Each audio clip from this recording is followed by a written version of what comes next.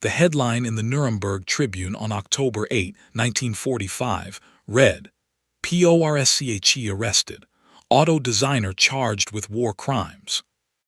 Beneath it, a photograph showed a distinguished elderly man in handcuffs being led away from a magnificent villa in the Austrian countryside. The man was Professor Ferdinand Porsche, the automotive genius who had designed the Volkswagen Beetle and created some of the most innovative cars in history. The villa was Villa Porsche, his 40-room estate near Salzburg that had served as headquarters for some of the darkest engineering projects of World War II. The story shocked the automotive world, but it didn't mention what investigators had discovered in the villa's basement laboratories, the slave labor camps hidden in the surrounding forests, or the secret documents that revealed how deeply the Porsche family had collaborated with Nazi war machines. The newspapers reported his arrest as a routine denazification proceeding, but they didn't mention the 20,000 forced laborers who had died building his designs, or the experimental weapons developed in workshops beneath his elegant mansion. What the papers didn't reveal was that Villa Porsche had been far more than the country retreat of a brilliant engineer. It had been a fortress of Nazi innovation, where some of Hitler's most ambitious military projects were conceived and developed. The same hands that had sketched the people's car that would bring mobility to millions had also designed Tiger tanks, V-1 flying bombs, and experimental weapons that pushed the boundaries of destruction. The irony was complete and devastating. Ferdinand Porsche had built his reputation as a visionary who wanted to democratize transportation, to create affordable cars that would give ordinary families access to the freedom of the road. His Volkswagen project promised to put Germany on wheels, transforming a nation of pedestrians and cyclists into a modern automotive society. But that same idealistic vision had been corrupted into something monstrous when it became entangled with Nazi ideology and the machinery of total war. Villa Porsche itself embodied this contradiction. The mansion's elegant reception rooms had hosted parties where SS officers mingled with automotive executives, planning production schedules that relied on slave labor. The library where Porsche had once studied engineering texts had been converted into a planning center for military projects. The workshop where he had tinkered with racing cars had been expanded into a weapons development facility that employed some of Nazi Germany's most brilliant and ruthless engineers.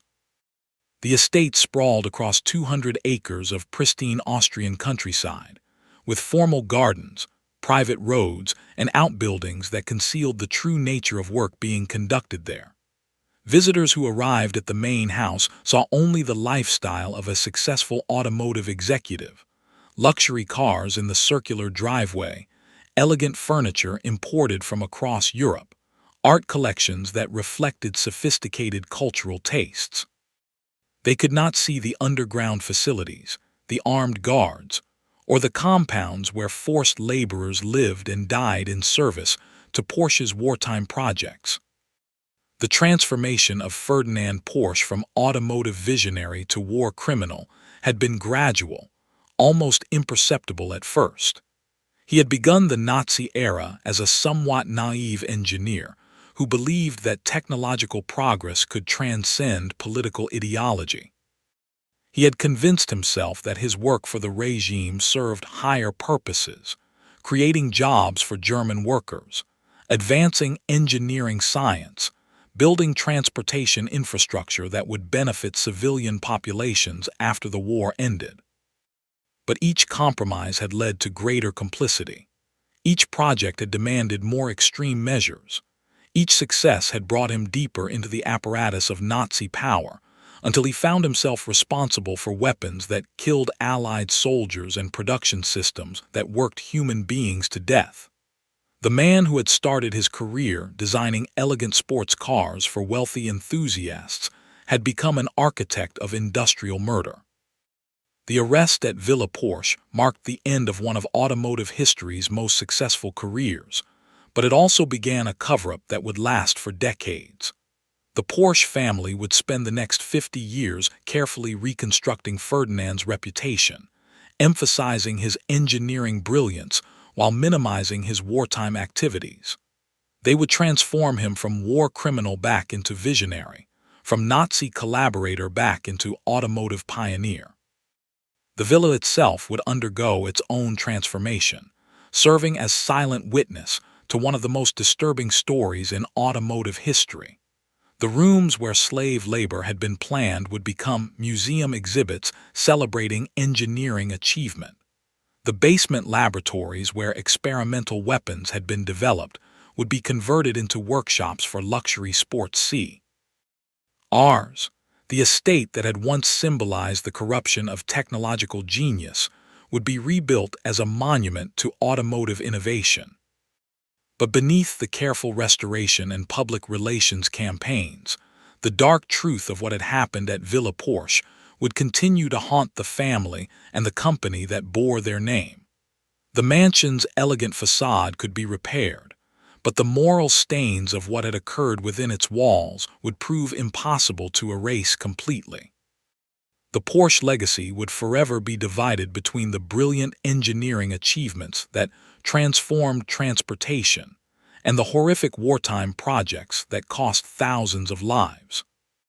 To understand how such magnificent technical achievement could become entangled with such moral catastrophe, we must travel back to a small village in Bohemia in 1875, where a boy named Ferdinand Porsche would be born into modest circumstances and dream of building machines that would change the world forever. Beginnings. The story of Villa Porsche begins not with luxury estates and Nazi collaboration, but with a modest tin shop in the village of Mafferstorf, Bohemia, where Ferdinand Porsche was born on September 3, 1875, the third child of Anton Porsche, a master plumber and tinsmith, and Anna Ehrlich Porsche, the daughter of a local baker.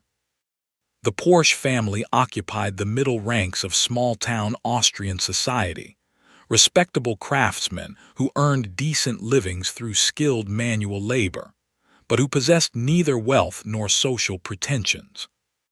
Anton Porsche operated his tin shop from the ground floor of the family's modest three-story house, crafting gutters, roofing materials, and household items for the farmers and merchants who comprised Mafferstorf's population of barely 3,000 residents. The work was steady but unremarkable, providing sufficient income to support a family, but offering little prospect for advancement beyond the traditional boundaries of the tinsmith trade. Anton was a competent craftsman who took pride in his work, but he showed no particular ambition to expand his business or pursue opportunities beyond the familiar routines of village life.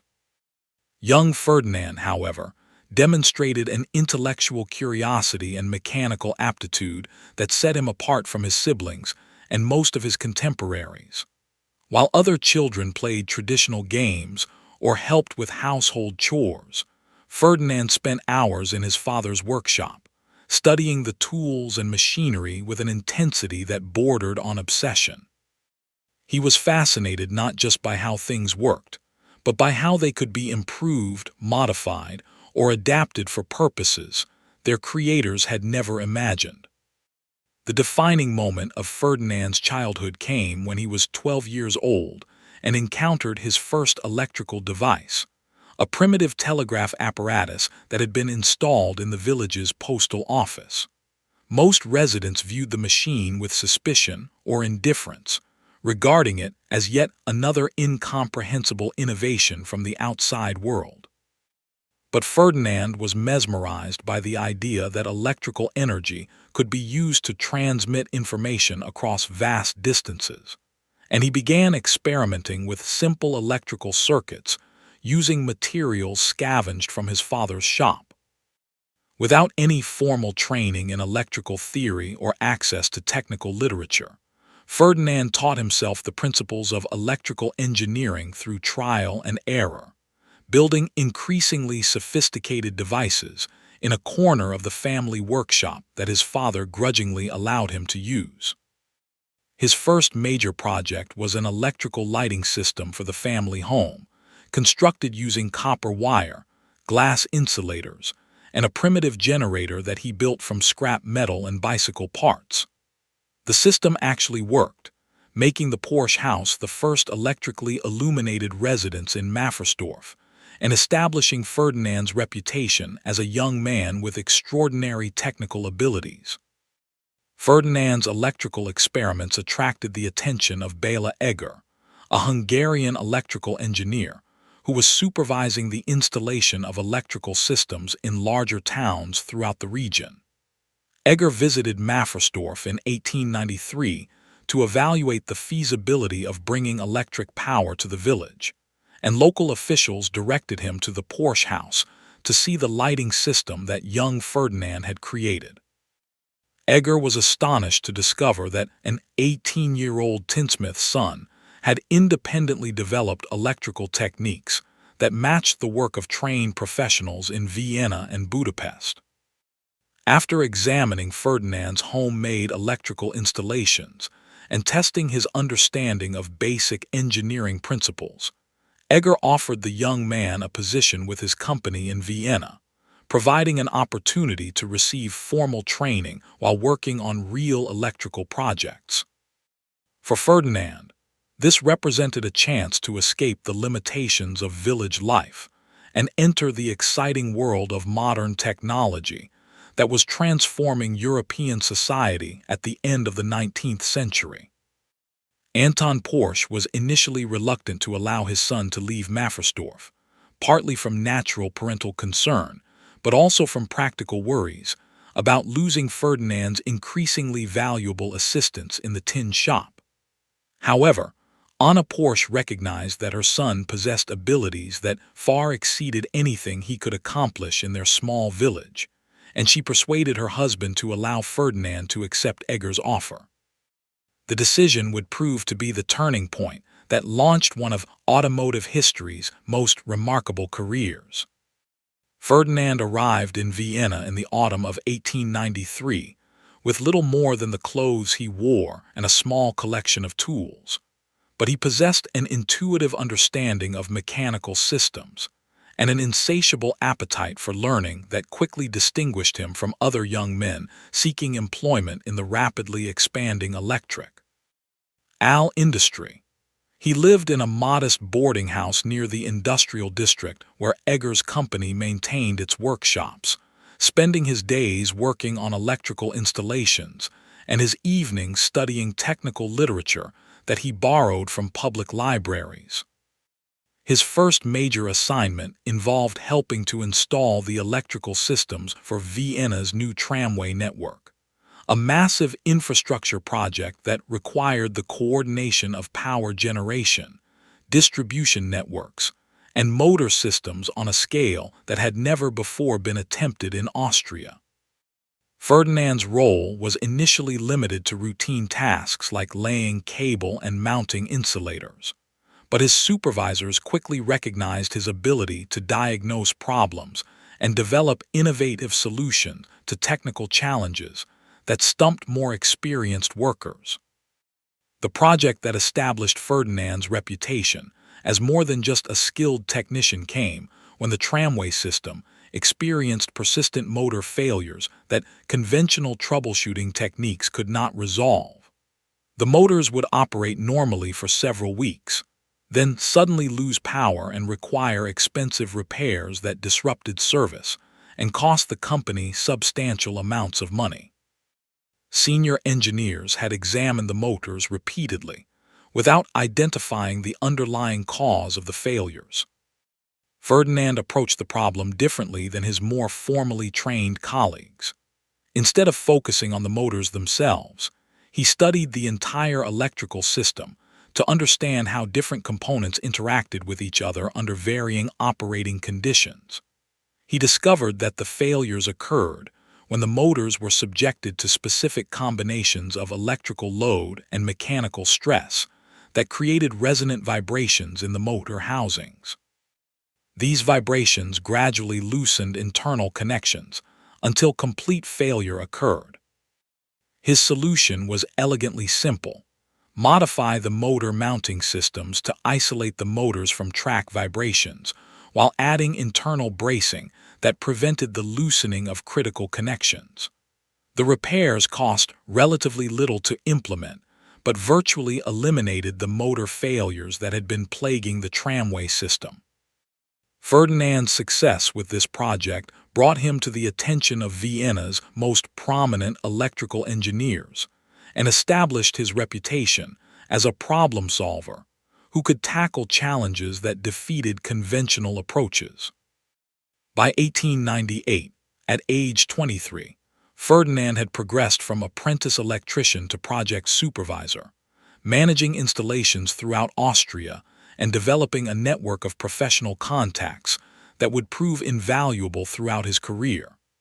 His work had taught him not only the technical principles of electrical engineering, but also the business skills needed to manage complex projects and coordinate the efforts of teams of skilled workers. More importantly, his experiences in Vienna had exposed him to the emerging field of automotive engineering, as electrical systems became increasingly important components of the experimental motor vehicles that were beginning to appear on European roads. Ferdinand recognized that the future of transportation lay not in the steam-powered vehicles that had dominated early automotive development, but in systems that could efficiently convert electrical or chemical energy into mechanical motion. His fascination with automotive technology led him to spend his spare time visiting the workshops of Vienna's pioneering automotive manufacturers, studying their designs and observing their production techniques. He began sketching his own automotive concepts, applying the electrical engineering principles he had mastered to the challenge of creating practical, reliable motor vehicles that could compete with horse-drawn transportation for everyday use. In 1900, Ferdinand made another career-changing decision. He accepted a position with Lohner Work, a Vienna-based manufacturer of luxury carriages that was attempting to enter the emerging automobile market. The company's owner, Ludwig Lohner, had recognized that the future of his business depended on successfully transitioning from horse-drawn vehicles to motorized transportation, but he lacked the technical expertise needed to develop competitive automotive designs. Ferdinand's first assignment at Lohner was to develop an electric vehicle that would combine the reliability and quietness of electric motors with the luxury and comfort that wealthy customers expected from high-end carriages. The project would require him to integrate electrical, mechanical, and manufacturing technologies in ways that had never before been attempted, but it would also provide him with the opportunity to establish himself as one of Europe's leading automotive engineers. The young man who had learned electrical engineering by experimenting in his father's tin shop was about to embark on the career that would make him one of the most influential automotive designers in history. But he was also beginning a journey that would eventually lead him into collaboration with some of the most evil forces in modern European history, transforming his engineering genius into an instrument of war and oppression that would haunt his legacy forever. Engineering genius. Ferdinand Porsche's arrival at Lohner Work in 1900 coincided with the dawn of the automotive age in Europe. As inventors, engineers, and entrepreneurs across the continent competed to develop practical motor vehicles that could challenge the dominance of horse-drawn transportation. The established carriage manufacturers like Lohner faced a fundamental choice: adapt to the new technology or risk obsolescence, as customers increasingly demanded the speed, convenience, and modernity that only motorized vehicles could provide. Ludwig Lohner had built his reputation creating elegant carriages for European royalty and wealthy aristocrats, but he understood that the future belonged to automobiles. His challenge was developing vehicles that maintained the luxury and craftsmanship that distinguished his products, while incorporating the unfamiliar mechanical and electrical systems that powered motor vehicles. Ferdinand's combination of electrical expertise and mechanical intuition made him the ideal engineer to lead this transition. Ferdinand's first major project at Lohner was revolutionary in its conception and execution. Rather than simply adapting existing carriage designs to accommodate steam or gasoline engines, he proposed an entirely new approach: electric motors mounted directly in the vehicle's wheels, eliminating the complex transmission systems that made conventional automobiles unreliable and difficult to operate. The wheel hub motor design he developed provided smooth, quiet operation while allowing precise control of power delivery to each wheel independently. The Lohner Porsche electric carriage, unveiled at the Paris World's Fair in 1900, created a sensation among automotive enthusiasts and industry observers. The vehicle could reach speeds of over 30 miles per hour while operating almost silently, without the vibration, smoke, and mechanical noise that characterized steam and gasoline-powered competitors. More importantly, Ferdinand's wheel hub motors provided four-wheel drive capability that enabled the vehicle to navigate rough roads and steep hills that defeated conventional automobiles. The technical achievement represented by Ferdinand's electric vehicle was extraordinary, but even more impressive was his recognition that automotive success required more than just innovative engineering. He understood that customers needed vehicles that were not only technically advanced but also practical, reliable, and economically viable. His electric carriages were designed for easy maintenance, with modular components that could be quickly replaced or upgraded as technology improved. Ferdinand's success at the Paris exhibition attracted international attention and established his reputation as one of Europe's most promising automotive engineers. Orders for Lohner Porsche vehicles came from wealthy customers across Europe, including members of royal families who appreciated the combination of luxury, performance, and technological sophistication that Ferdinand's designs provided. The Austrian Archduke Franz Ferdinand personally ordered a Lohner Porsche electric vehicle for his private use, lending imperial prestige to Ferdinand's growing reputation. But Ferdinand was already looking beyond electric vehicles toward more ambitious automotive concepts. In 1901, he developed the world's first hybrid automobile, combining his electric wheel hub motors with a gasoline engine that served as a generator to extend the vehicle's range beyond the limitations of battery power alone. This mixed-drive system provided the quiet, smooth operation of electric propulsion for city driving, while offering the extended range needed for long-distance travel. The hybrid concept demonstrated Ferdinand's ability to think systematically about complex engineering challenges, integrating different technologies in ways that maximized their individual advantages while minimizing their limitations. His approach to automotive design emphasized efficiency, reliability, and user experience rather than simply pursuing maximum power or speed. This philosophy would remain constant throughout his career, even when he was developing some of the most advanced and deadly machines in human history. Ferdinand's reputation for innovation led to increasingly prestigious assignments throughout the European automotive industry. In 1906, he was recruited by Austro-Daimler, one of Germany's leading automobile manufacturers, to serve as chief engineer and develop a new generation of luxury vehicles that could compete with the finest products from France and Britain. His appointment at age 31 made him one of the youngest chief engineers in the European automotive industry, but his track record of successful innovation justified the company's confidence in his abilities.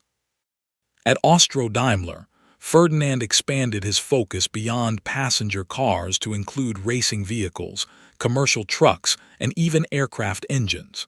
His racing cars achieved remarkable success in international competition, winning major events across Europe and establishing Austro-Daimler as a serious competitor to more established racing marques. His Prince Henry touring car, named after a Prussian prince who sponsored automotive competitions, became one of the most successful racing vehicles of the pre-World War I era. Ferdinand's aircraft engine work proved equally successful, as he applied his electrical and mechanical expertise to the challenge of creating lightweight, reliable power plants for the emerging aviation industry. His engines powered some of Austria's first successful military aircraft, contributing to the country's growing capabilities in what would become one of the most important military technologies of the 20th century. The diversity of Ferdinand's engineering achievements during this period was remarkable. Electric vehicles, hybrid automobiles, racing cars, commercial trucks, aircraft engines, and various experimental projects that pushed the boundaries of contemporary technology. He had established himself as one of Europe's most versatile and innovative engineers, capable of solving complex technical problems across multiple industries.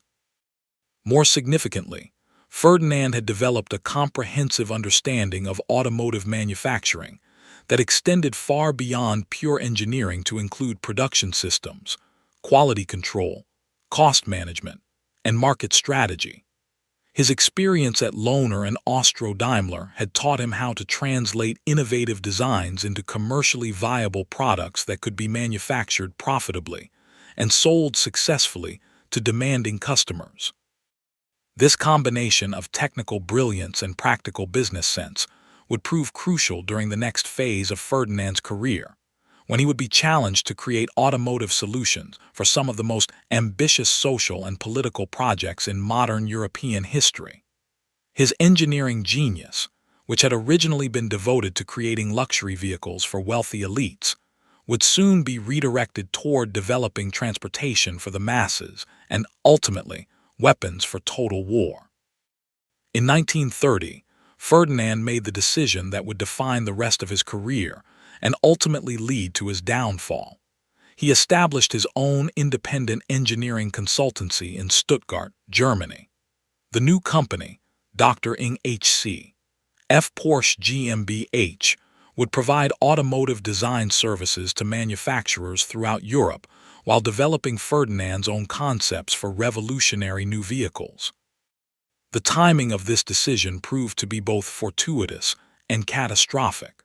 Ferdinand's engineering consultancy was perfectly positioned to take advantage of the German automotive industry's rapid expansion during the 1930s, as the Nazi government promoted automobile manufacturing as both an economic development strategy and a symbol of technological progress. But this same political environment would ultimately corrupt Ferdinand's idealistic vision of democratizing transportation, transforming his People's Car project into a propaganda tool and his engineering expertise into an instrument of war. Ferdinand's first major project for his new company was a commission from the German government to develop an affordable automobile that could provide basic transportation for ordinary working families. The project, initially known as the KD-F-Wagen, Strength Through Joy car, would eventually become the Volkswagen Beetle, one of the most successful automobile designs in history and the foundation of Ferdinand's lasting reputation as an automotive visionary. But the People's Car project would also mark the beginning of Ferdinand's entanglement with Nazi ideology and his gradual transformation from innovative engineer to war criminal. The same technical skills that enabled him to create efficient, affordable transportation would eventually be applied to developing tanks, flying bombs, and other weapons that would kill hundreds of thousands of people during World War II. The villa that Ferdinand would build to house his family and serve as headquarters for his engineering company would become the center of both his greatest triumphs and his most terrible crimes.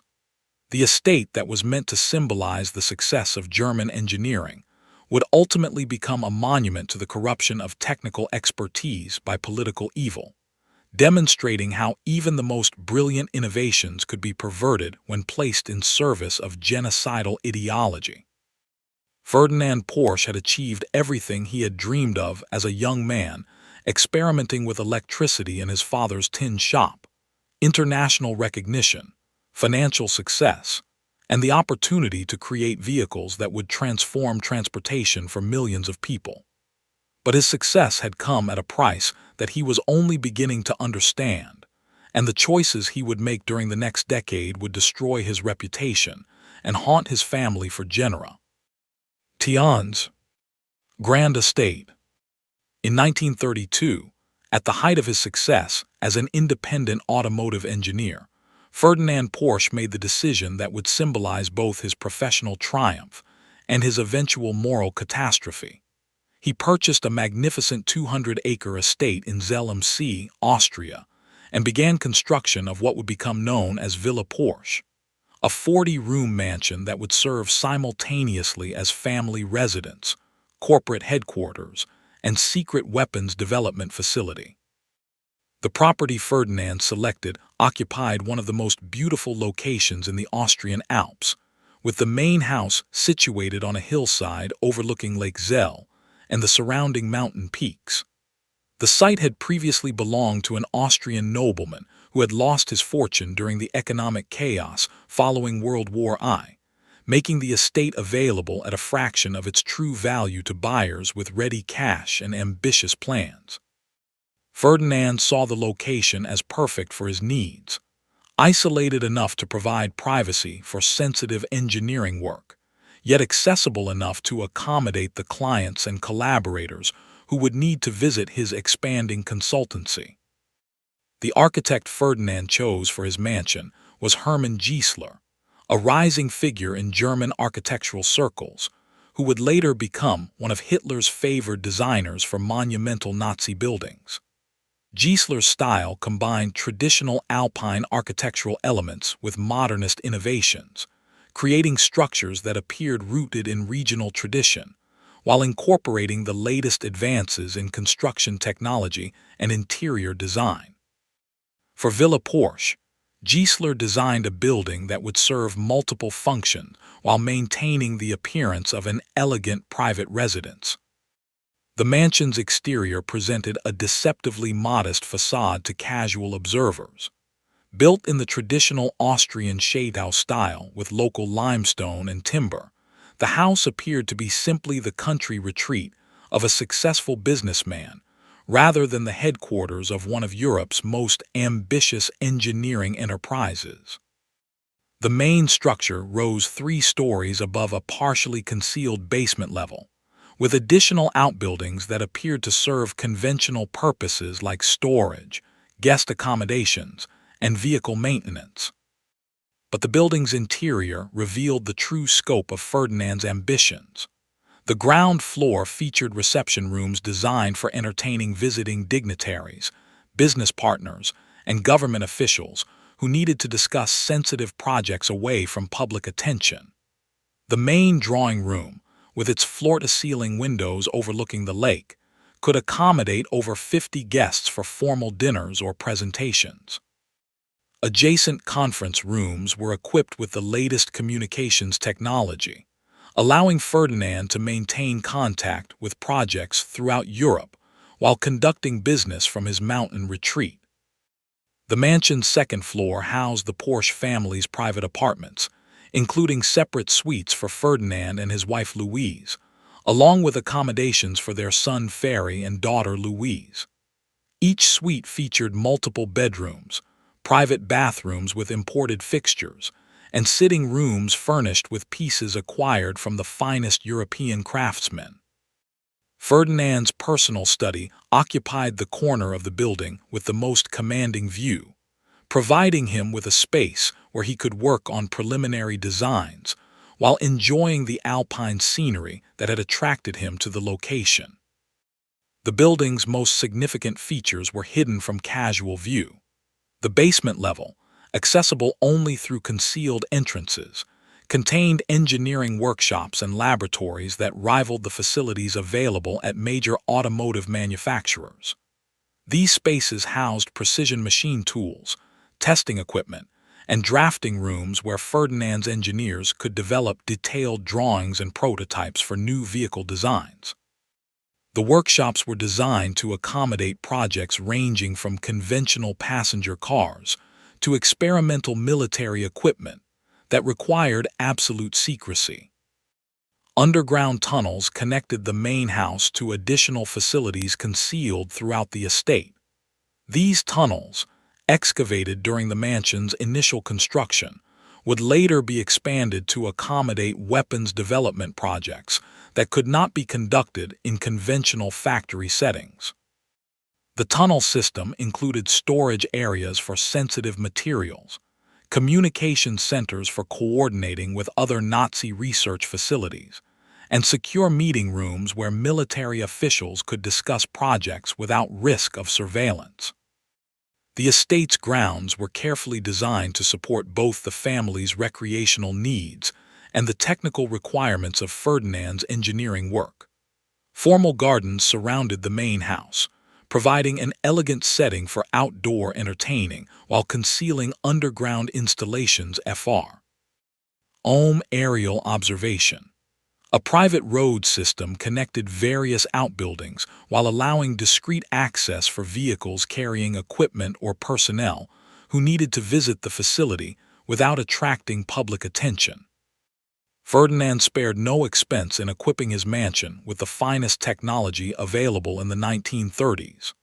The house featured central heating and air conditioning systems that maintained comfortable temperatures year-round, advanced electrical systems that powered both domestic and industrial equipment, and telecommunications facilities that enabled secure communication with government agencies and military commands throughout Nazi Germany. The kitchen was equipped with appliances that allowed the staff to prepare elaborate meals for large groups, while wine cellars stored collections acquired from across Europe. The staff required to operate Villa Porsche included not only conventional domestic servants, but also technicians, security personnel, and administrative assistants who managed Ferdinand's expanding business activities. The estate employed over 30 people full-time, with additional temporary workers brought in for special projects or events. Staff quarters were located in separate buildings that maintained the privacy of family areas, while ensuring that essential services were always available. Ferdinand's vision for Villa Porsche extended beyond its function as residence and headquarters to include its role as a symbol of German engineering achievement. The mansion was designed to impress visitors with both its luxury and its technological sophistication, demonstrating that German engineers could create works that rivaled anything produced in France, Britain, or America. The building itself became a showcase for innovative construction techniques, advanced mechanical systems, and interior design that reflected the highest standards of contemporary European culture. But even during the mansion's construction, Ferdinand was making compromises that would ultimately corrupt both his engineering work and his personal integrity. The project was partially financed through contracts with the emerging Nazi government, which provided both funding and political protection in exchange for Ferdinand's commitment to work on projects that served the regime's military and propaganda objectives. The same government agencies that enabled him to build his dream estate would soon demand that he use its facilities to develop weapons that would kill millions of people. The estate's location in Austria, rather than Germany, reflected Ferdinand's attempt to maintain some independence from Nazi control while still benefiting from German government contracts. But this geographic separation would prove largely illusory as Nazi influence expanded throughout Europe and Ferdinand's engineering expertise became increasingly essential to the regime's war preparations. Villa Porsche would become a Nazi facility in all but name, with Ferdinand serving as both host and prisoner in the luxurious compound he had created. The mansion's completion in 1934 marked the peak of Ferdinand's personal and professional success. He had achieved international recognition as one of the world's leading automotive engineers, accumulated substantial wealth through his consulting work, and created a magnificent estate that reflected his status and ambitions. The house that was meant to celebrate his engineering achievements would soon become the headquarters for some of the most destructive projects in human history. Villa Porsche represented the culmination of Ferdinand's dreams, but also the beginning of his moral downfall. The estate that was supposed to symbolize the positive potential of German engineering would become a monument to the corruption of technical expertise by political evil. The mansion where Ferdinand had planned to enjoy the fruits of his success would become the prison where he would be trapped by his own complicity with genocidal ideology. The beautiful alpine setting that had attracted Ferdinand to the location would witness horrors that contradicted everything the peaceful landscape seemed to represent. The workshops where he had planned to develop cars that would democratize transportation would instead produce weapons that would devastate European cities and murder innocent civilians. The home he had built for his family would become a symbol of shame that would haunt the Porsche name for generations. Golden years. From 1934 to 1939, Villa Porsche served as the glittering center of European automotive innovation, hosting an extraordinary convergence of engineering talent, government officials, and international celebrities who came to witness Ferdinand's revolutionary vehicle designs. These were the golden years when the estate fulfilled Ferdinand's vision of creating a headquarters that would rival the great automotive centers of Detroit, Paris, and London, while establishing Austria as a leader in transportation technology. Family life at Villa Porsche during this period reflected both Ferdinand's professional success and his growing integration into Nazi Germany's political and social elite. Ferdinand and Louise maintained separate but adjacent suites on the mansion's second floor, with Louise taking responsibility for managing the household staff and social calendar, while Ferdinand focused on his engineering projects. Their son Ferry, now in his 20s, had joined his father's company as a junior engineer and lived in his own apartment within the mansion, allowing him to participate in both family life and business activities. Daily routines at the estate combined the leisurely pace of aristocratic country living with the intense activity of a major engineering enterprise. Ferdinand typically rose early to review correspondence and technical reports in his private study, before joining the family for breakfast in the mansion's formal dining room. Morning meals often included guests who had arrived the previous evening for business meetings or extended consultations on ongoing projects. The dining room's large windows provided spectacular views of Lake Zell, while breakfast conversations covered topics ranging from family matters to the latest developments in automotive technology. Ferdinand's passion during these years was the development of the Volkswagen project, the people's car, that would bring affordable transportation to German families who had never owned automobiles. The project consumed much of his attention and filled him with genuine excitement about the social impact of his engineering work. He believed deeply that automotive transportation could improve the lives of ordinary people by providing them with mobility, opportunity, and access to experiences that had previously been available only to wealthy elites. The Volkswagen design work was conducted primarily in Villa Porsche's basement workshops, where Ferdinand's team of engineers refined every aspect of the vehicle to achieve the seemingly impossible combination of low cost, high reliability, and adequate performance. The car that emerged from these workshops was revolutionary in its simplicity and efficiency. An air-cooled rear engine, streamlined body design, an innovative suspension system that provided comfortable transportation while remaining affordable for mass production. Government officials visited Villa Porsche regularly to review progress on the Volkswagen project and discuss its integration into Nazi Germany's broader economic and propaganda objectives. These meetings often took place in the mansion's conference rooms, where Ferdinand would present technical drawings and demonstrate prototypes, while Nazi officials evaluated the project's potential for achieving their political goals. Ferdinand genuinely believed that these collaborations served humanitarian purposes by making transportation accessible to working families.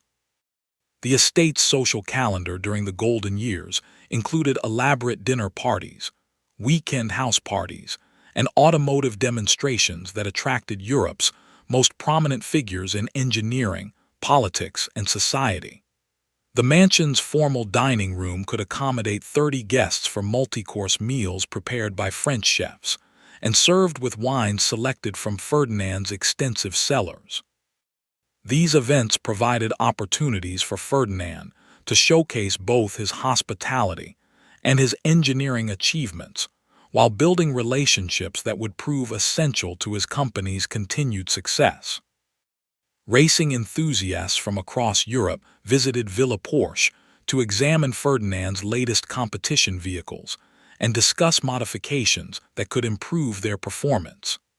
The estate's private garage housed a collection of experimental race cars that represented the cutting edge of automotive technology, including vehicles that had won major competitions at Monaco, the Nürburgring, and other prestigious circuits. Ferdinand took personal pride in demonstrating these cars to visitors, explaining the engineering innovations that enabled them to outperform competitors.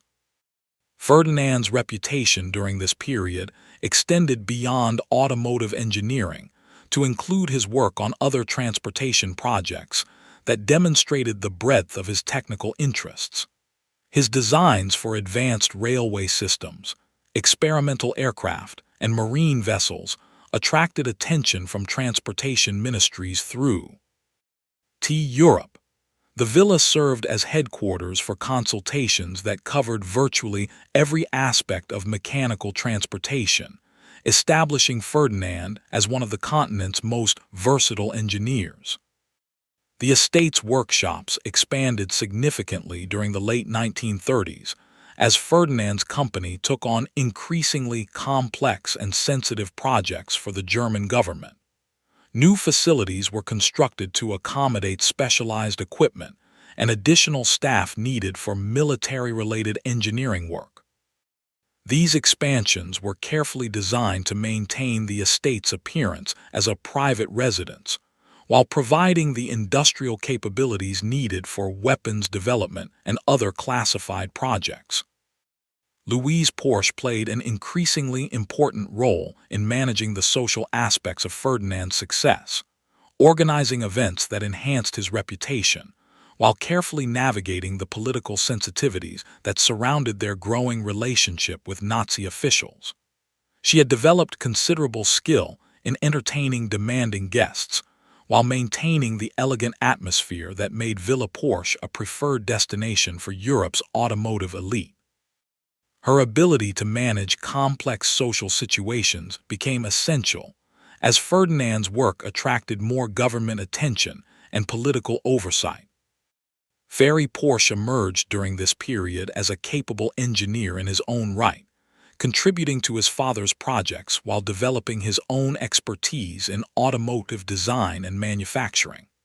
The mansion provided an ideal environment for his professional development, allowing him to observe high-level business negotiations while working directly on cutting-edge engineering projects.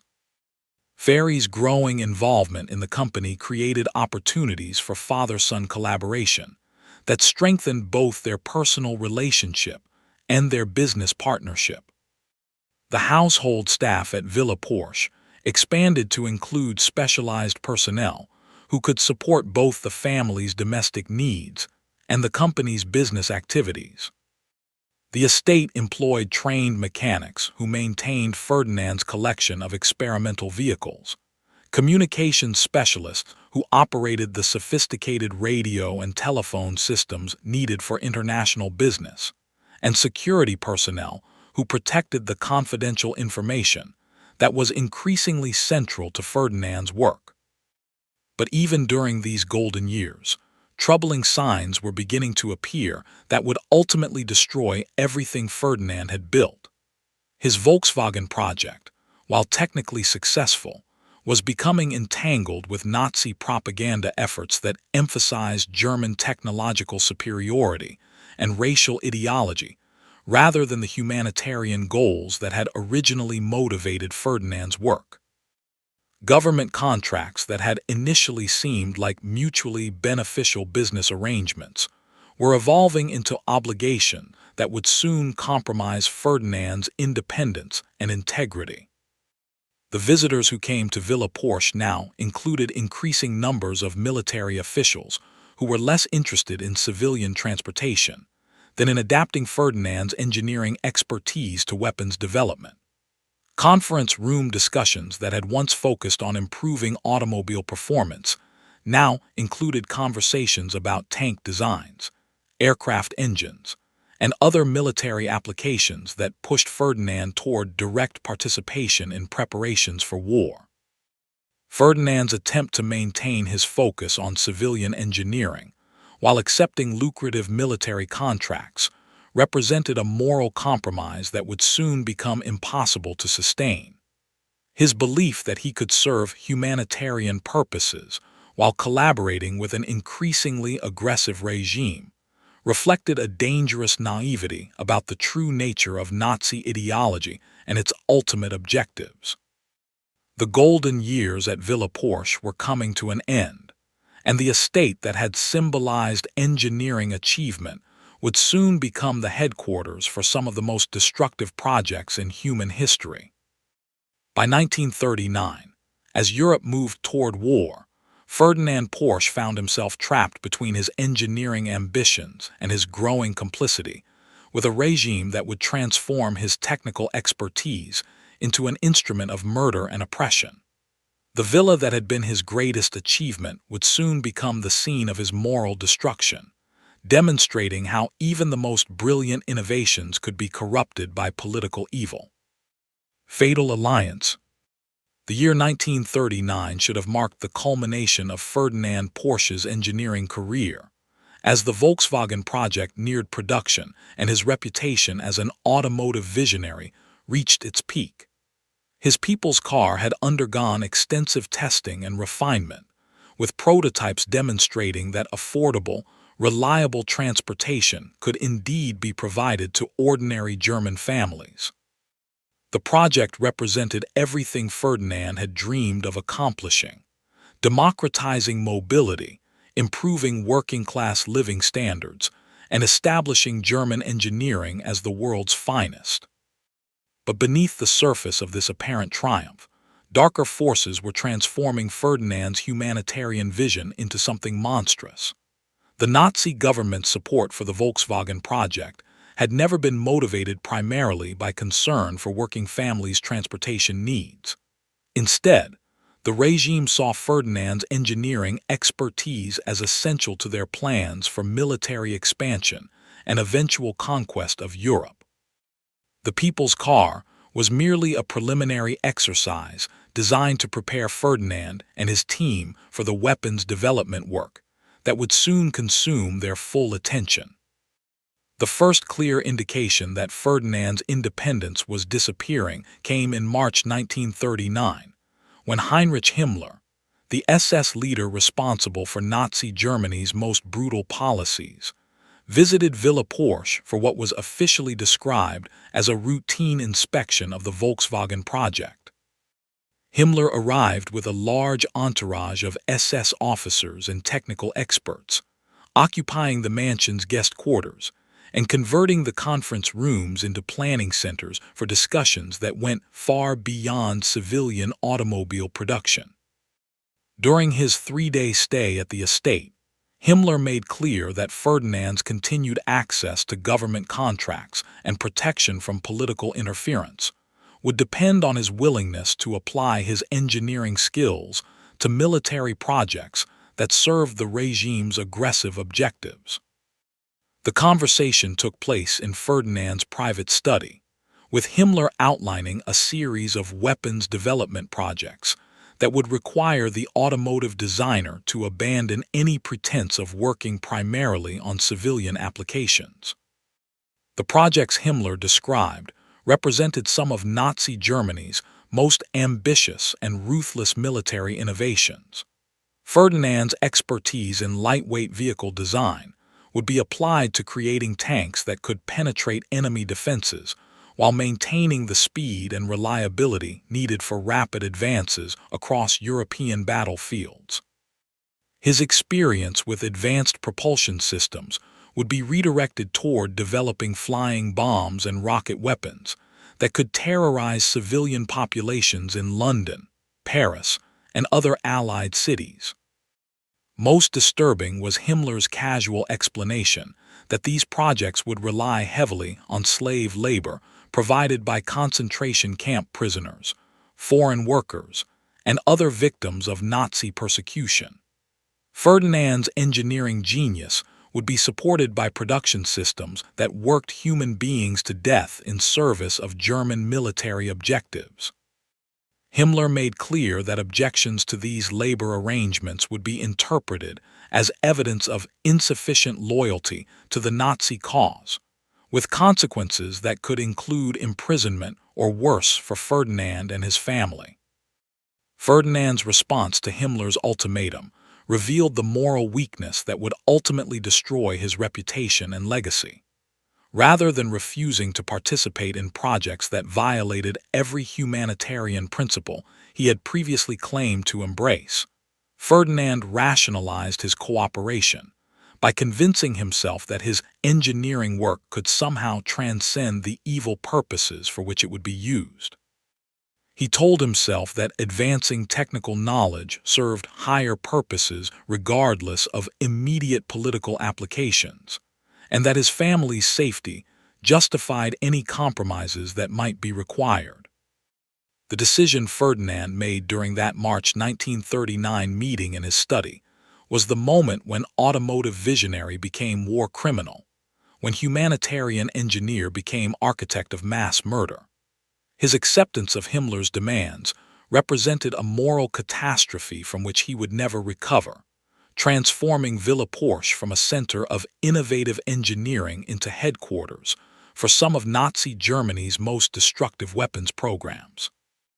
The immediate consequences of Ferdinand's decision became apparent within weeks of Himmler's departure, as Villa Porsche underwent rapid conversion from civilian engineering facility to military weapons laboratory. The basement workshops that had previously housed Volkswagen development were expanded and secured to accommodate classified projects that required absolute secrecy. New staff members arrived who possessed expertise in armor design, explosive systems, and other military technologies that Ferdinand would need to master for his new role. The tunnel system beneath the estate was significantly expanded during the summer of 1939, creating underground facilities that could house large-scale weapons development projects while remaining invisible to aerial surveillance. These excavations required hundreds of workers, many of whom were prisoners or forced laborers who were brought to the site under armed guard and housed in temporary compounds hidden throughout the surrounding forests. Ferdinand's beautiful alpine retreat was becoming a complex of industrial facilities supported by concentration camp-like installations. Ferdinand's first major military project involved adapting his automotive expertise to tank development, specifically creating vehicles that could combine the armor protection needed for battlefield survival with the speed and reliability that would enable rapid advances across enemy territory. The Tiger tank that emerged from Villa Porsche's workshops represented a revolutionary approach to armored vehicle design, incorporating Ferdinand's innovations in transmission systems, suspension design, and engine technology. But the Tiger Project also demonstrated how Ferdinand's technical brilliance had been perverted to serve genocidal purposes. The tanks were not designed primarily for defensive warfare or protecting German territory from invasion, but rather for aggressive campaigns that would enable Nazi conquest of neighboring countries and the implementation of extermination policies against civilian populations.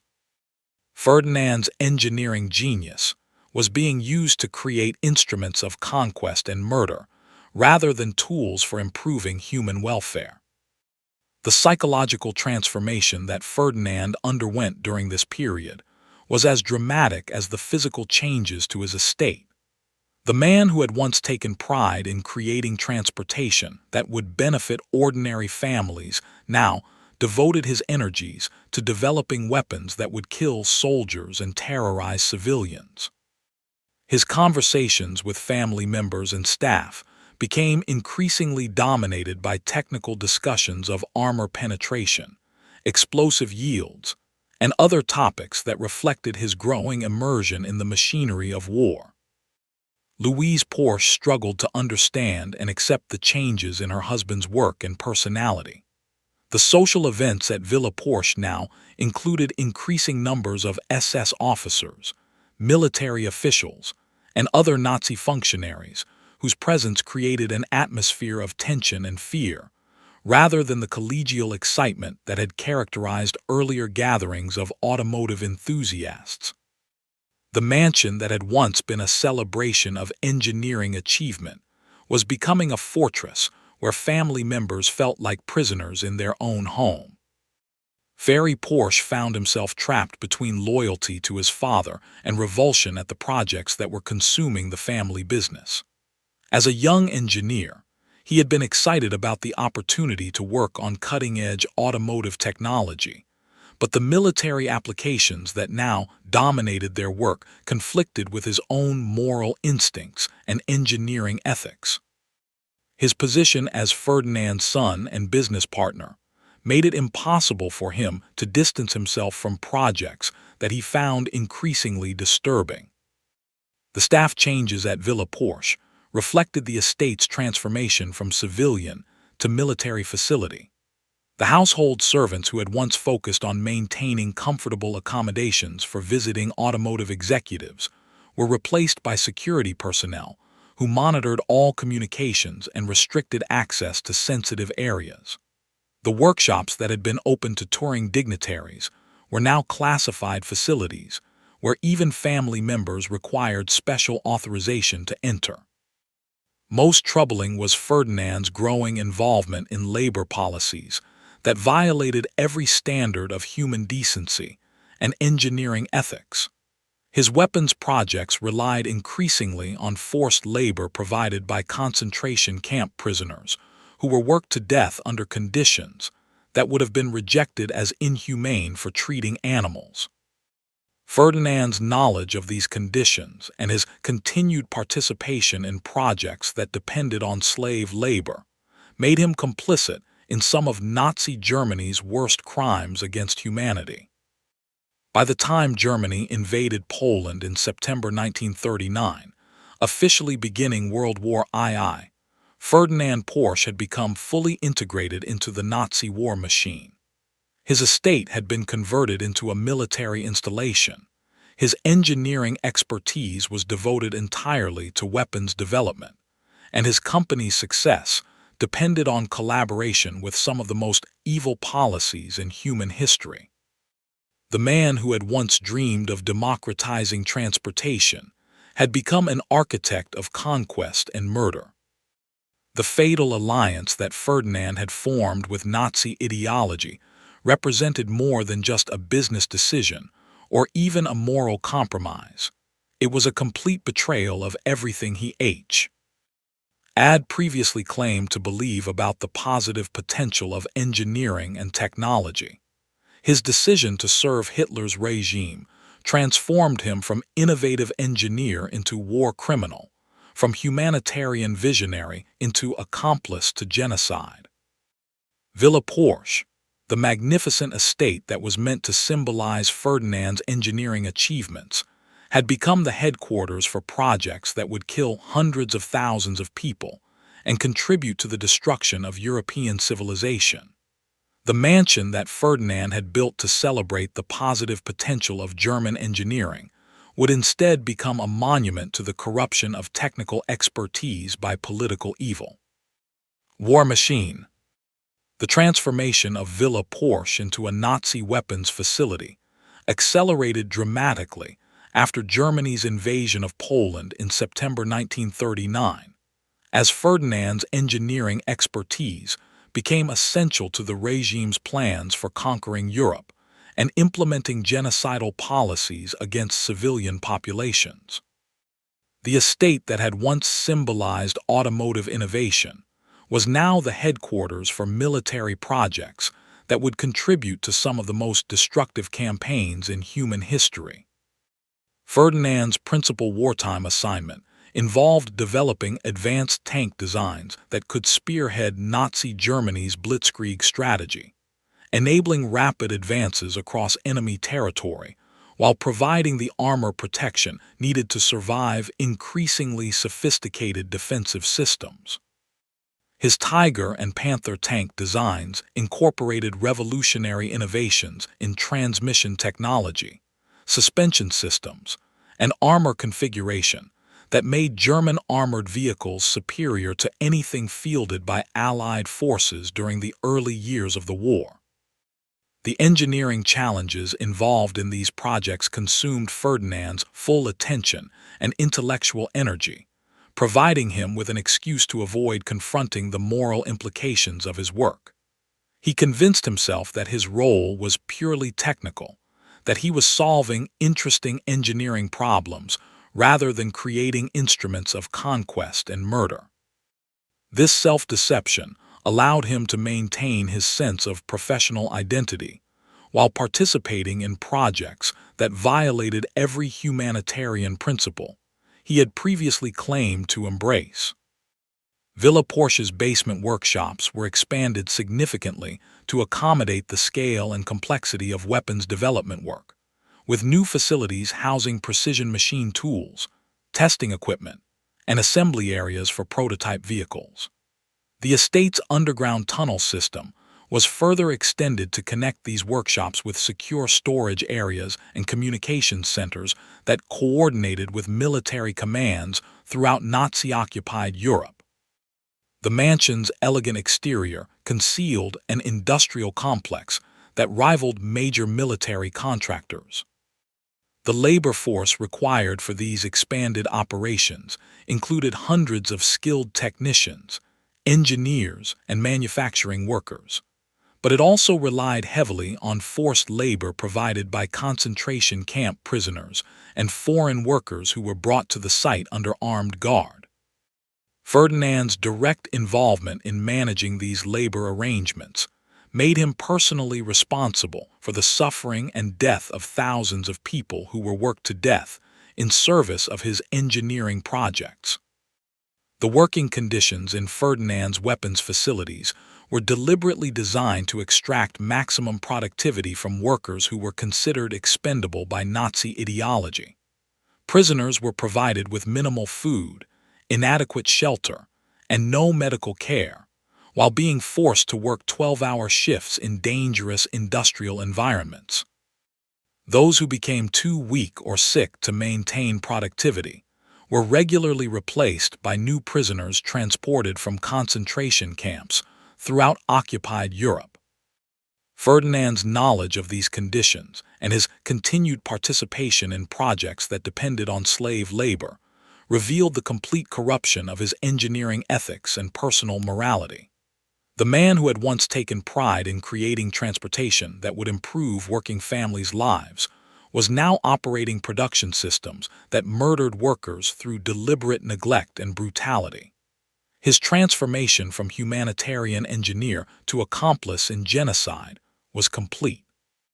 The weapons that emerged from Villa Porsche during the war years included not only tanks and armored vehicles, but also flying bombs, rocket systems, and experimental aircraft that pushed the boundaries of contemporary military technology. Ferdinand's V-1 flying bomb launched against London and other British cities, was designed specifically to terrorize civilian populations rather than achieve meaningful military objectives. The weapon's random targeting and explosive payload made it an instrument of terror rather than a tool of legitimate warfare. Ferdinand's collaboration with other Nazi weapons developers brought some of the regime's most notorious figures to Villa Porsche for extended consultations on advanced military projects. Werner von Braun, the rocket scientist who would later develop America's space program, visited the estate regularly to discuss propulsion systems for experimental missiles. These meetings took place in the mansion's conference rooms, where sophisticated weapons systems were planned with the same attention to detail that Ferdinand had once devoted to civilian automobile designs. The family atmosphere at Villa Porsche deteriorated markedly as the estate became increasingly militarized, and Ferdinand became more deeply involved in projects that required absolute secrecy and security. Louise Porsche found herself essentially a prisoner in her own home, unable to communicate freely with friends or family members outside the compound, and constantly aware that their conversations were being monitored by security personnel. The social gatherings that had once made the estate a center of European automotive culture were replaced by military briefings and weapons demonstrations. Ferry Porsche struggled with his growing understanding of the true nature of his father's wartime work and his own complicity in projects that violated basic moral principles. As a young engineer, he had been excited about the technical challenges involved in advanced vehicle design, but the military applications and labor policies associated with these projects created internal conflicts that would haunt him for the rest of his life. His position as Ferdinand's son and business partner made it impossible for him to distance himself from activities he found morally repugnant. The physical evidence of Ferdinand's crimes was visible throughout the Villa Porsche estate during the war years, though visitors were carefully managed to prevent unauthorized observation of sensitive activities. The surrounding forests contained multiple compounds where forced laborers were housed under conditions that constituted slow-motion murder through deliberate neglect. The roads leading to the estate were regularly traveled by trucks carrying prisoners, equipment, and materials needed for weapons production. Local Austrian residents in the Zell am See area were well aware that Villa Porsche had become a major military installation, though the estate's security measures prevented detailed knowledge of specific activities conducted there. The dramatic increase in traffic, the presence of armed guards, and the construction of additional facilities made clear that Ferdinand's property was serving purposes far beyond civilian engineering consultation. Many residents privately expressed concern about the transformation of their peaceful alpine community into a center of weapons development. By 1943, as the war began to turn against Nazi Germany, Ferdinand found himself trapped by his own success in creating weapons that had enabled the regime's early military victories. His engineering expertise had become so valuable to the Nazi war effort that any attempt to withdraw from military projects would have been interpreted as sabotage, with potentially fatal consequences for himself and his family. The man who had originally sought independence through his own engineering consultancy had become a prisoner of the regime he had chosen to serve. The psychological toll of Ferdinand's wartime activities was evident to family members and staff who observed his behavior during the later war years. The confident, enthusiastic engineer who had once taken pleasure in demonstrating innovative automotive designs became increasingly withdrawn and prone to angry outbursts over minor technical problems. His sleep was disrupted by nightmares, and his health began to deteriorate under the stress of managing projects that required him to balance engineering challenges with moral compromises that violated his fundamental beliefs. The irony of Ferdinand's situation was complete. The engineering genius that had made him successful in civilian, automotive applications had trapped him in military projects that contradicted everything he had originally hoped to accomplish through his technical work. His expertise in creating efficient, reliable transportation had been perverted into developing efficient, reliable weapons for conquest and genocide. The villa that was meant to celebrate his achievements had become the headquarters for activities that would destroy his reputation and legacy forever. As Allied forces advanced toward Austria in early 1945, Ferdinand began attempting to destroy evidence of his most compromising wartime activities while preparing for the inevitable Allied occupation of Villa Porsche. But the scale and duration of his collaboration with Nazi war crimes made it impossible to conceal his complicity, and the beautiful estate that had once symbolized engineering achievement would soon become the scene of his arrest and the beginning of his prosecution as a war criminal. Final reckoning. The collapse of Nazi Germany in May 1945 brought swift retribution to Villa Porsche, as Allied forces moved to arrest the engineers and scientists who had developed the weapons that had devastated Europe and murdered millions of innocent civilians. Ferdinand's attempts to destroy incriminating evidence and distance himself from his wartime activities proved futile in the face of overwhelming documentation that detailed his central role in Nazi weapons development and his direct responsibility for slave labor policies that constituted crimes against humanity. American intelligence officers arrived at Villa Porsche on May 15, 1945, just 1 week after Germany's surrender, armed with detailed information about Ferdinand's wartime projects and accompanied by investigators who specialized in documenting Nazi war crimes. The raid on the estate uncovered extensive evidence of weapons development, including technical drawings for advanced tanks, flying bombs, and experimental aircraft, along with records that documented the use of forced labor and the deliberate mistreatment of concentration camp prisoners. Ferdinand's arrest took place in his private study, the same room where he had met with Heinrich Himmler 6 years earlier and agreed to collaborate with Nazi military projects. The 70-year-old engineer offered no resistance as American officers placed him in handcuffs and began the process that would lead to his prosecution for war crimes. His family members, including Louise and Ferry, watched helplessly as the man who had once been celebrated as an automotive genius was led away to face charges that could result in execution. The initial interrogations conducted at Villa Porsche focused on Ferdinand's knowledge of Nazi weapons programs and his involvement in decisions that had resulted in the deaths of thousands of forced laborers. American investigators were particularly interested in documenting the connections between Ferdinand's engineering work and the broader apparatus of Nazi genocide, seeking to establish legal responsibility for crimes that extended far beyond conventional military activities. Ferdinand's responses to questioning revealed both his technical expertise and his moral blindness regarding the consequences of his actions.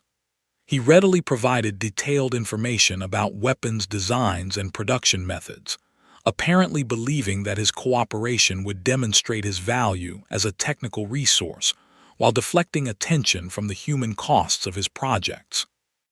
His inability to acknowledge the moral dimensions of his wartime activities shocked investigators, who had expected expressions of remorse or at least recognition of wrongdoing.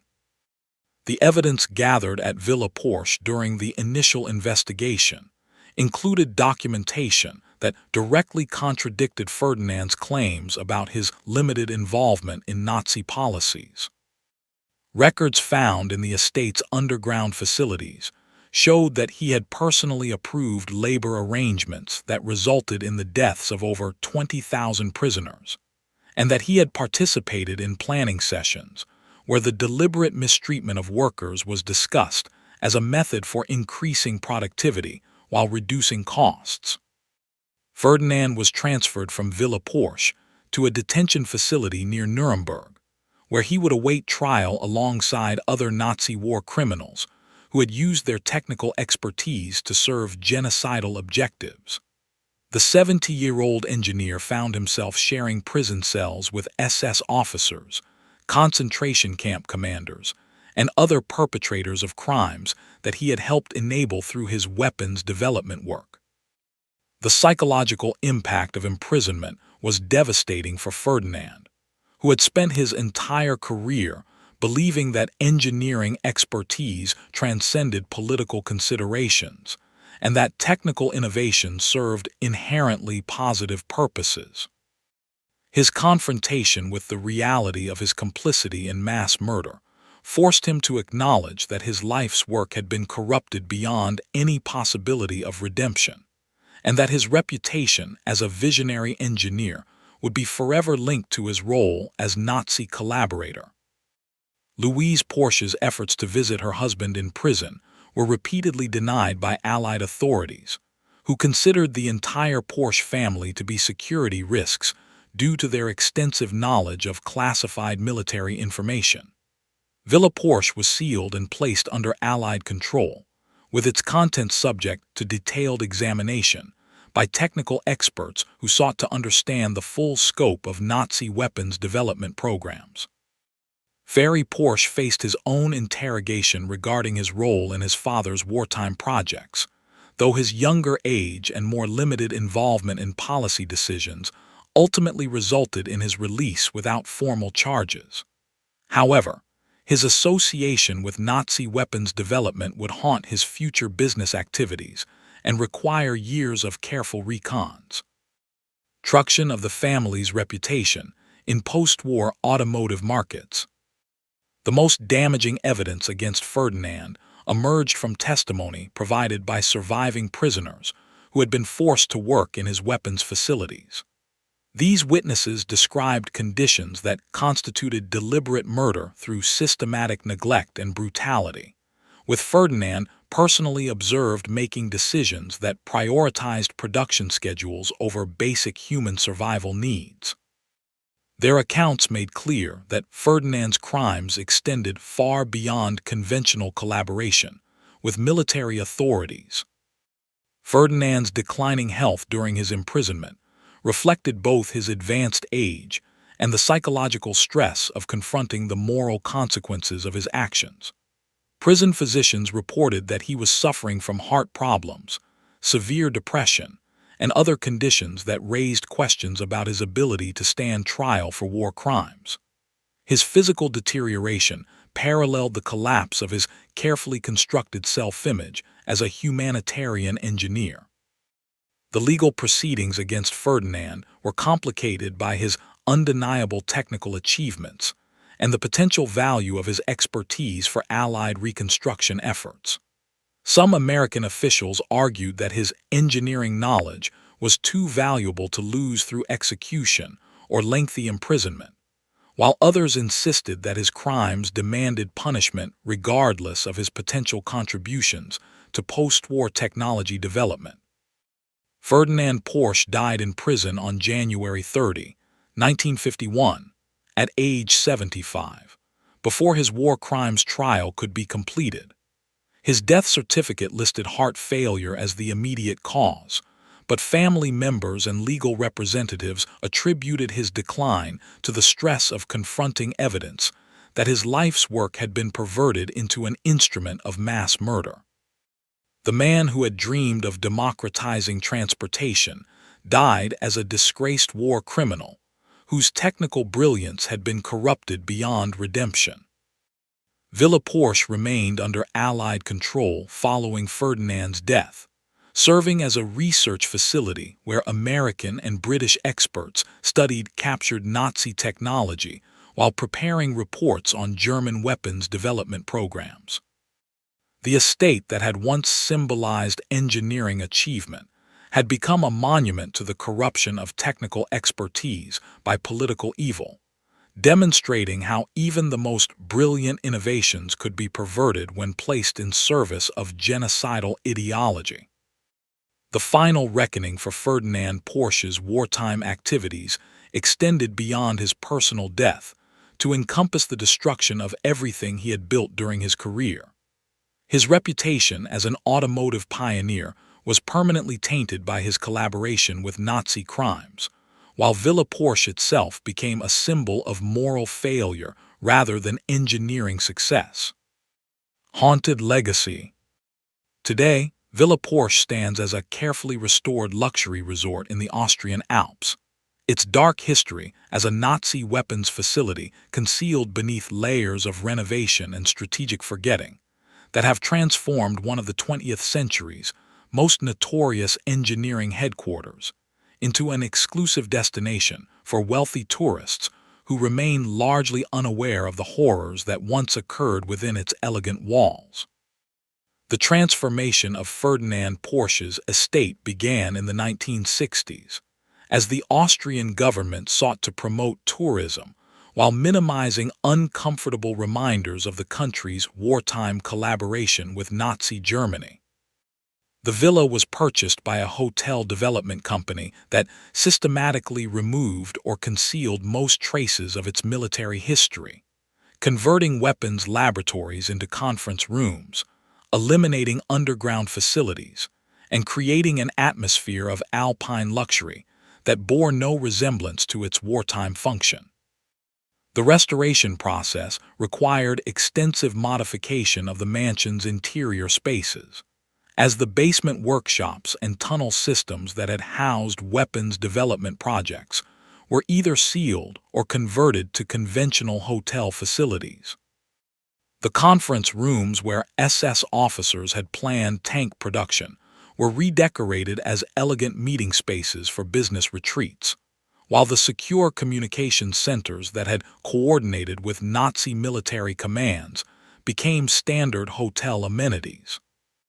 What survived the renovation was primarily the estate's architectural beauty and its spectacular alpine setting, which allowed the property to attract visitors who appreciated luxury accommodations without necessarily understanding the historical significance of their surroundings. The hotel's marketing materials emphasized the property's connection to automotive history, while carefully avoiding detailed discussion of Ferdinand Porsche's wartime activities or the crimes that had been committed at the site. The broader Porsche family and company faced their own complex reckoning with Ferdinand's legacy during the post-war decades. Ferdinand Porsche, who had inherited leadership of the family business following his father's death, spent years carefully reconstructing the company's reputation while distancing its automotive achievements from its founder's collaboration with Nazi war crimes. This process required delicate navigation between acknowledging Ferdinand's technical brilliance and condemning his moral failures. Ferry's strategy for rehabilitating the Porsche name focused heavily on developing luxury sports cars that would establish the company's reputation based on engineering excellence rather than historical associations.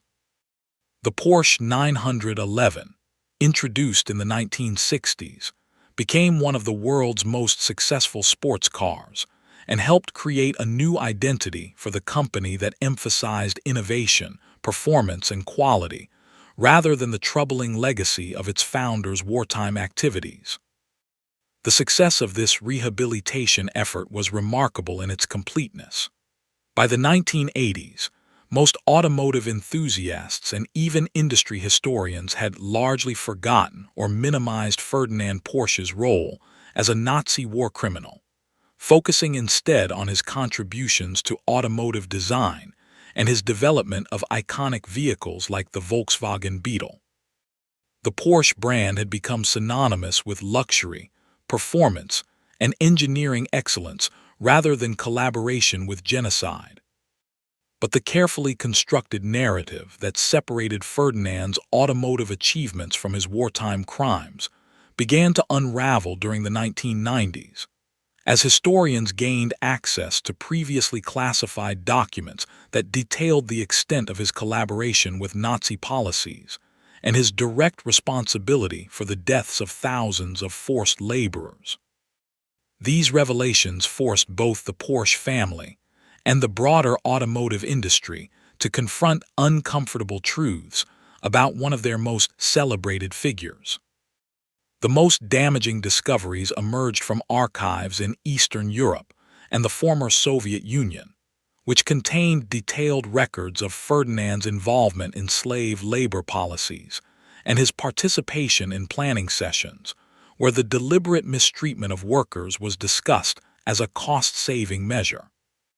Documents showed that Ferdinand had not merely accepted the labor arrangements provided by Nazi authorities, but had actively participated in designing policies that maximized productivity while minimizing the survival rates of prisoners. Investigations conducted during the 1990s also revealed the full extent of Villa Porsche's role as a weapons development facility, including the existence of experimental laboratories where some of Nazi Germany's most advanced and destructive technologies had been created. The estate had served as headquarters for projects that extended far beyond conventional military equipment to include chemical weapons, experimental aircraft, and other systems designed specifically to terrorize civilian populations. The Porsche company's response to these historical revelations was initially defensive, with family members and corporate leaders arguing that Ferdinand's wartime activities should not overshadow his legitimate automotive achievements or taint the company's contemporary products. However, mounting evidence of his direct involvement in war crimes eventually forced the company to acknowledge his complicity while emphasizing that current operations bore no relationship to his wartime activities. In 1998, facing potential lawsuits from survivors of Nazi forced labor programs, Porsche AG joined other German companies in establishing a compensation fund for victims of wartime policies that had relied on slave labor. The company's contribution to this fund represented a formal acknowledgement of Ferdinand Porsche's responsibility for crimes against humanity, while attempting to provide some measure of justice for surviving victims of his policies. The establishment of the compensation fund marked a turning point in public understanding of Ferdinand Porsche's legacy, as media coverage of the settlement process brought widespread attention to his role as a war criminal and forced automotive enthusiasts to confront the moral dimensions of their admiration for his technical achievements. The man who had been celebrated as a visionary engineer was now understood to be a perpetrator of some of Nazi Germany's most brutal policies. Villa Porsche itself became a subject of renewed scrutiny as historians and journalists sought to document the full extent of the crimes that had been committed at the site. Archaeological investigations revealed evidence of the forced labor compounds that had been concealed in the surrounding forests, while examination of the mansion's structure uncovered traces of the underground facilities that had housed weapons development projects. The hotel company that operated Villa Porsche initially resisted efforts to commemorate its dark history, arguing that acknowledging the site's role in Nazi crimes would damage its commercial value and discourage tourism. However, pressure from historians, human rights organizations, and government officials eventually forced the installation of modest plaques that briefly mentioned the estate's wartime function, while emphasizing its transformation into a symbol of reconciliation and remembrance. The current status of Villa Porsche reflects the broader challenges that European societies face in confronting their complicity with Nazi crimes while maintaining economic and social stability. The estate continues to operate as a luxury hotel that attracts wealthy guests who appreciate its beauty and comfort, but it also serves as a reminder of how easily technical expertise can be corrupted by political evil, and how difficult it can be to acknowledge uncomfortable truths about celebrated historical figures. Visitors to Villa Porsche today encounter a carefully managed historical narrative that acknowledges Ferdinand Porsche's wartime activities while emphasizing themes of redemption, reconstruction, and the positive potential of technological progress. The hotel's guided tour mentioned the estate's role in automotive history while providing minimal detail about the specific crimes that were committed there or the thousands of people who died in service to Ferdinand's engineering projects. The irony of Villa Porsche's current incarnation as a luxury resort is both profound and troubling.